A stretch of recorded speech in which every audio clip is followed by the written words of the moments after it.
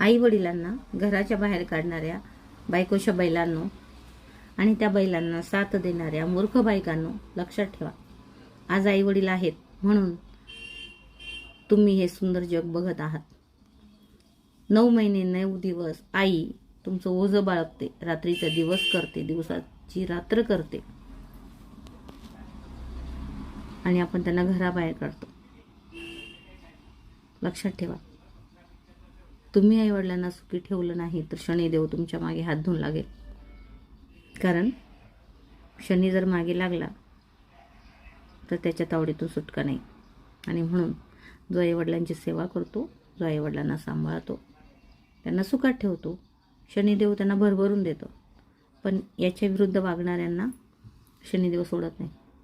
मग त्यांच्या मागे आजार पण लागतं, येणारा पैसा पुरत नाही, कटकटी वाढतात, अनेक अडचणी येतात.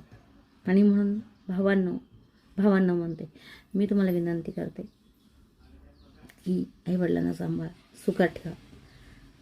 9 महिने 9 दिवस आई ओझं बाळगते.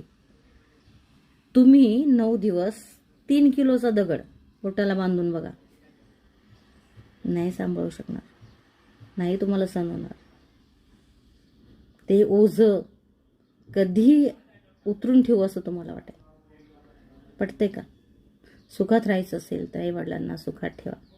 खूप वाईट वाटतं जेव्हा वृद्धाश्रम फुल भरलेले असतात, वेटिंग असतं. आई वडिलांना सुद्धा आपण सांभाळू शकत नाही. ही खूप मोठी शोकांतिका आहे. बघा, भारतीय संस्कृती टिकवा. जर माझं बोलणं तुम्हाला आवडलं असेल तर लाईक आणि शेअर नक्की करा. आई वडील आहोत म्हणून आपण आहोत, ते सुखात तर आपण सुखात, मग कोणाचेही असो. महिलांनो, तुमचे सासू सासरे तुमचे आई वडील समजा, आणि पुरुषांनो तुमचे सासू सासरे, बायकोचे आई वडील हे पण तुमचे आई वडीलच समजा.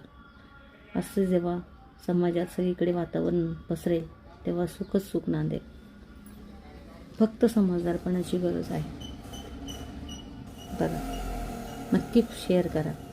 मला खात्री आहे असं जर सगळे वागले ना, सगळे वृद्धाश्रम बंद पडतील आणि कोणालाही वेळ येणार नाही वृद्धाश्रमात जायची.